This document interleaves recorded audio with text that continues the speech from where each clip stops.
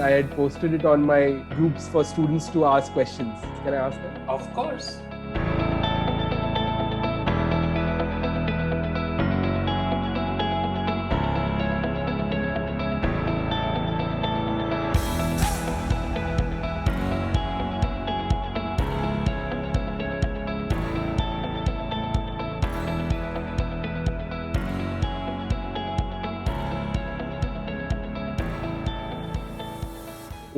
Another student has asked, how do I develop good habits and stay committed to something even if it's mundane?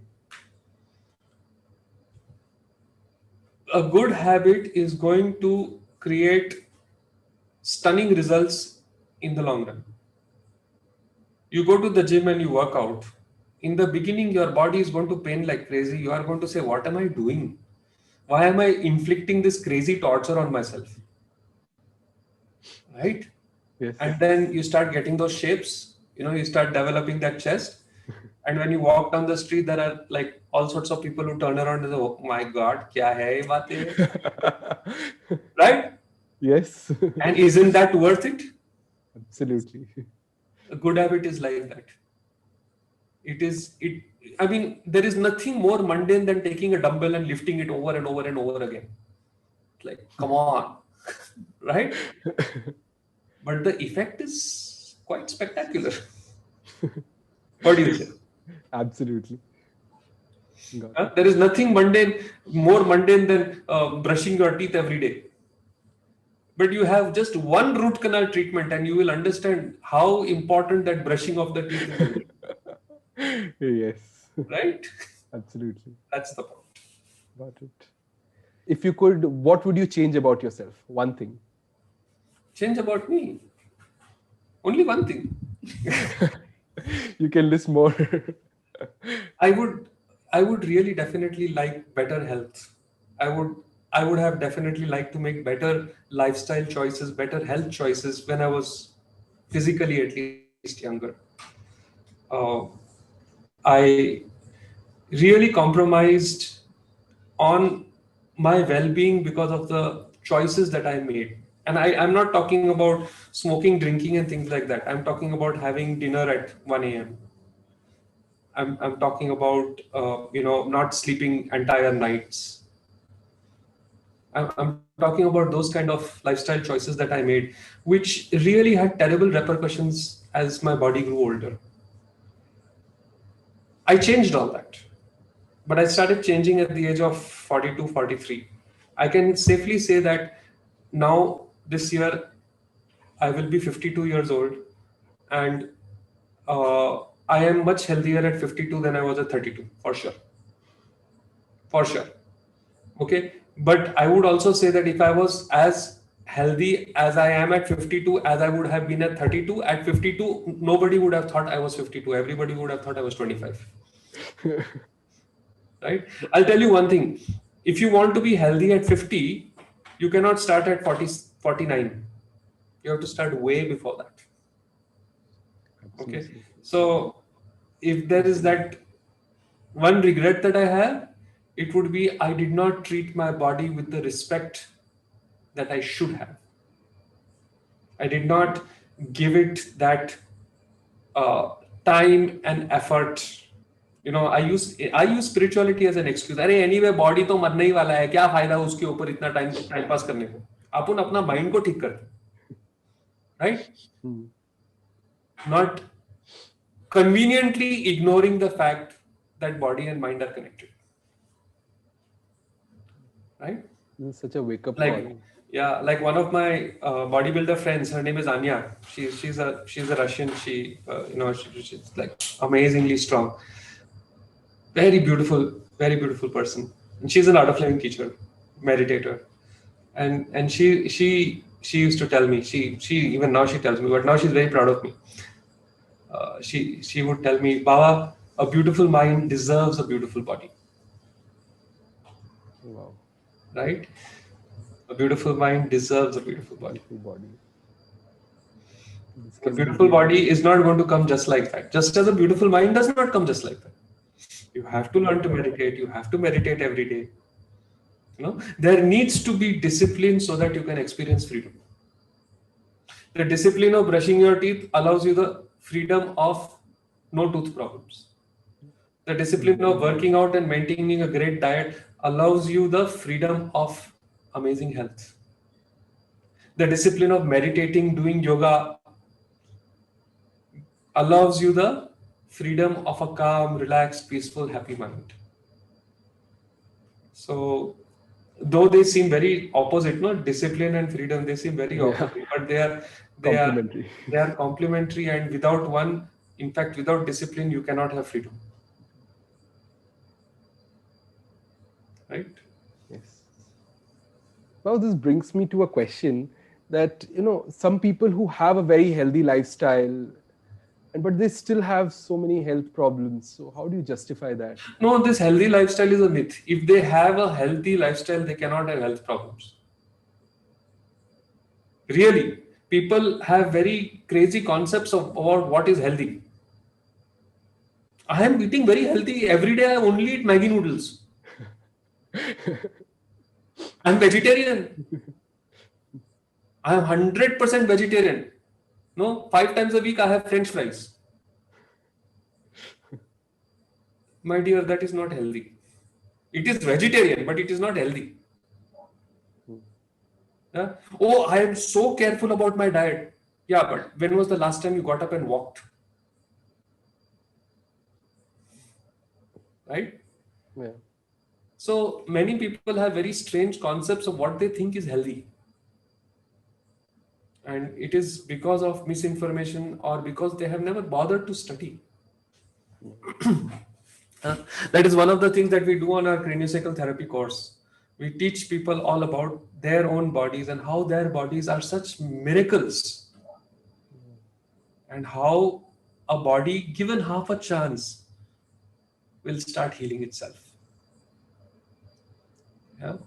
So I don't agree at all that a person with a healthy, really healthy lifestyle can actually have disease. It's not possible.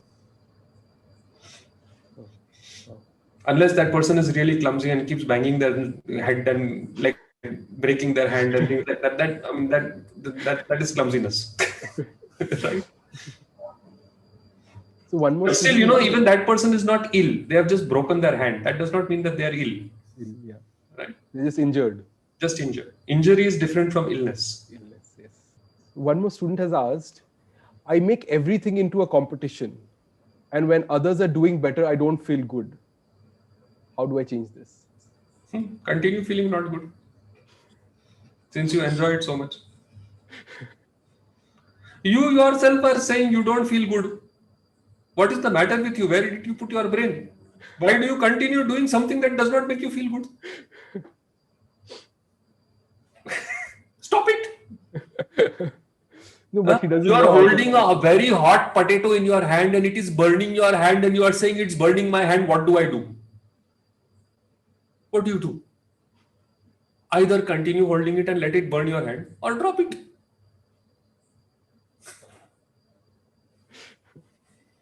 So I'll come to your books, The Ready, Study, Go and The Happiness Express. They're both bestsellers and they're just amazing books. But how did you come up with the idea and the need for it? Ready, Study, Go, because I am from IIT. I actually got into IIT and even more miraculously managed to get out of IIT. I graduated. And I used to keep getting these questions from him. How did you study? How do you get into IIT? I must have answered close to more than 1,000 emails about the same thing.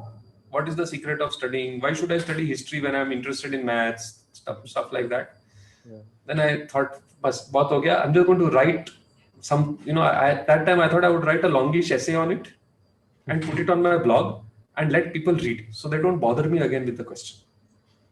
And then me being me, once I started writing that 3,000-4,000 word essay, suddenly became a 45,000 word book. And I very frankly did not know who is going to publish it or anything. I was thinking we'll put it as a PDF and let people download again. It was just don't ask me this question anymore. And then some friends said, you have written so much. Why don't you see whether someone will, publish it? So we said, ठीक है, पूछने में क्या जाता है? And so we went to the publisher, HarperCollins, and to my utter delight and surprise, they said, yes, we will publish it. I'm so glad And, they did. and originally they had a print run of just 2,000 copies, and 2,000 copies got sold in the pre-order. This was, our Ready Steady Go book was launched at the time when the Prime Minister announced that that money ka thing, demonetization. So people had no money, and even then our book sold more than 30,000-40,000 copies.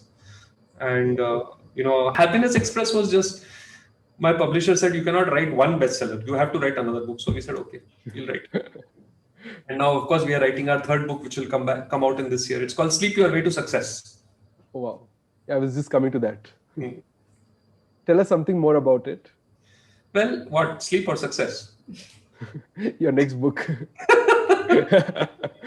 It's about this. It's about how critically important sleep is to success. So it's a collection of essays about sleep and about success. So, like, I remember I told you that little hack in the, first thing in the morning, don't look at social media. Think of, so stuff like that.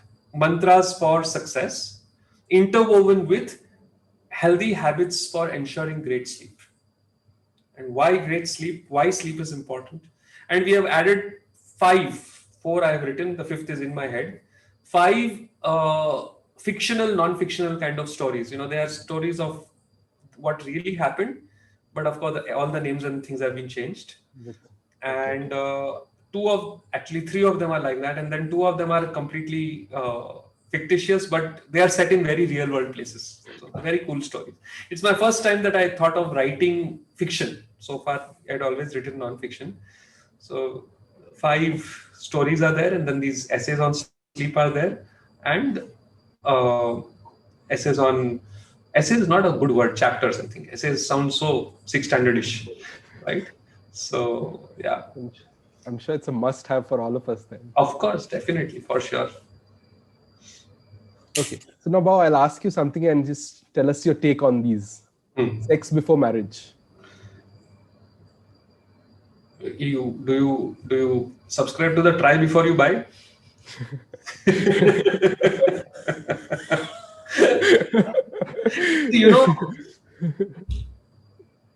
If you had no issues with it, why would you ask me?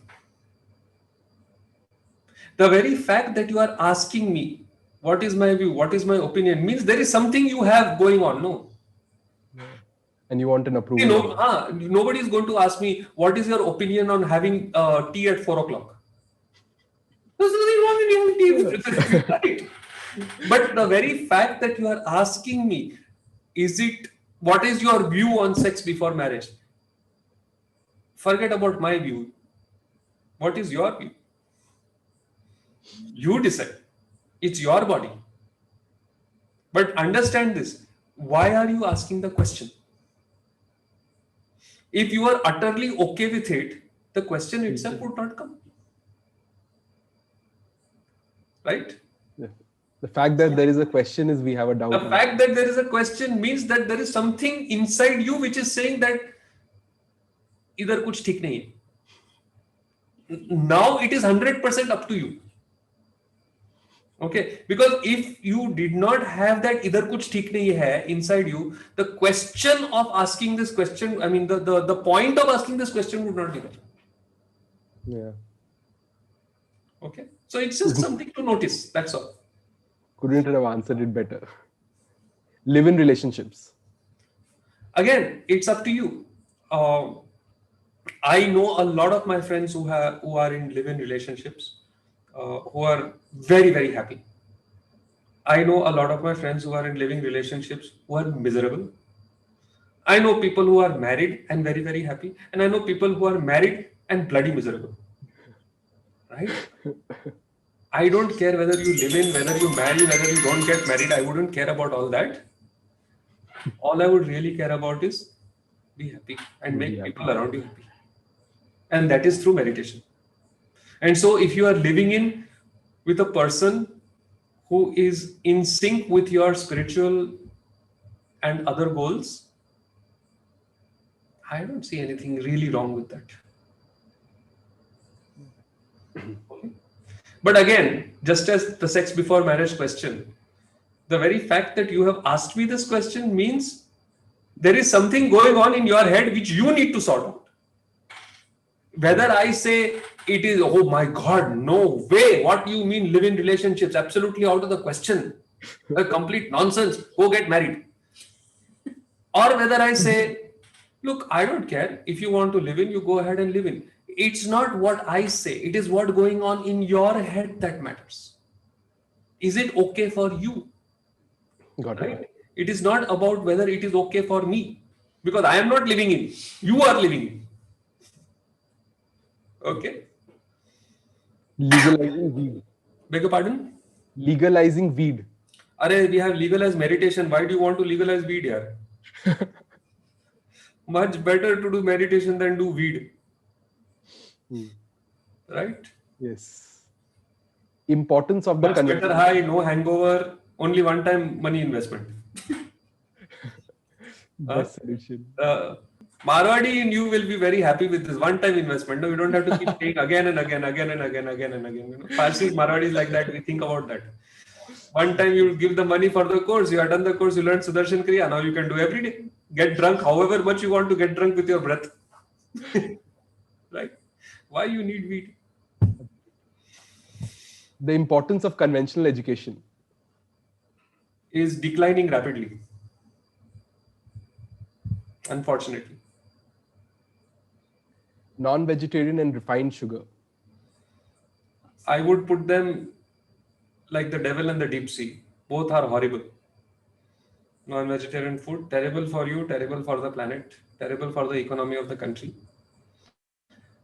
And white sugar, though, we can do an entire interview only on that.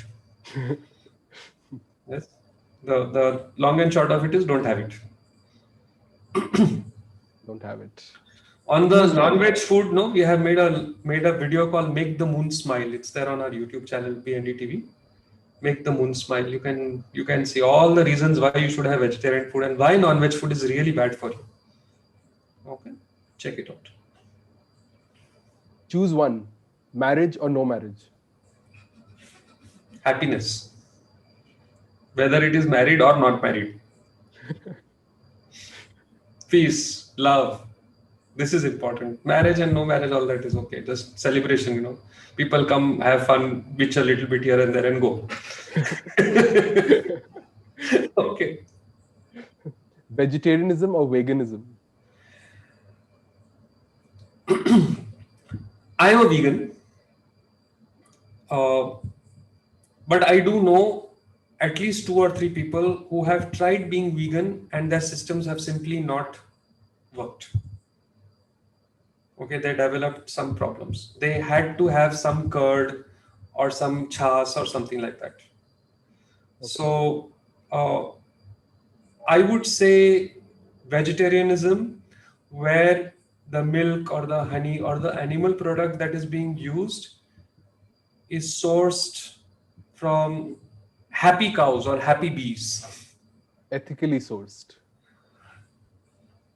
Ethically, you know, is a very the ethics can go and come. I'm saying that when you go, like you come to our ashram Gaushala and you see the cows over there, you can see that these animals are happy. There is a vibe of, oh, nice, it feels good over here.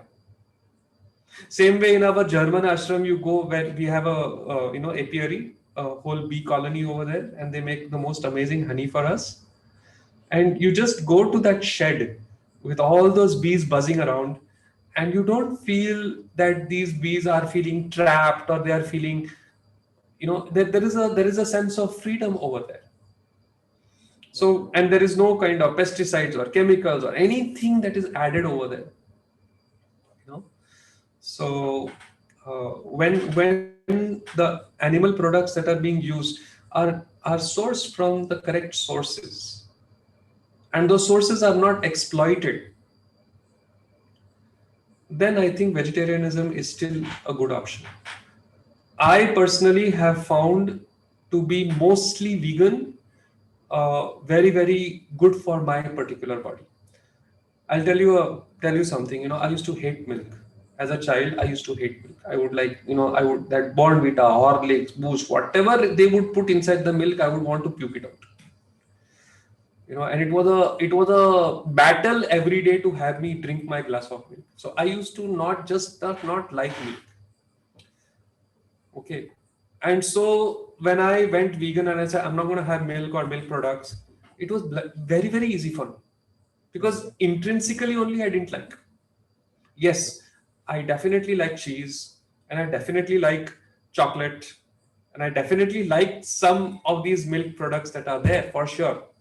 Yeah. And I will also say this that, say, if I go to Naples or Sorrento in Italy, no way I'm going to be vegan over there. 100% I'm going to have the cheese over there. Okay. But if I am in Gurgaon, I'm not going to have the paneer there because I actually don't like the paneer. Right. And it really doesn't suit me so well. So it's not that I'm dairy intolerant. I'm not lactose intolerant. I can have the milk, but I choose not. It's a personal choice. It is a kind of a personal choice. But I will say, as long as you're vegetarian, that's already a very, very big step. But like I said earlier, no, don't be simply vegetarian. You know, in being vegetarian also, you can have horrific junk. Right? There is someone sitting next to me who does that. Her mouth is wide open now. Anyway, so you know, you can be very vegetarian and you can have all that you know, street food and all the gand absolute, and you cannot consider that to be a healthy lifestyle. Healthy lifestyle. Organic or non-organic? Organic for sure. Maths or meditation? Only if you do meditation you can understand maths. Exercise or diet? Has to be both. You exercise as much as you want and you don't look at your diet, you will not see any gain. Or you'll see only gain. Or you can see only gain. Right? So it's not a choice. Spirituality or science?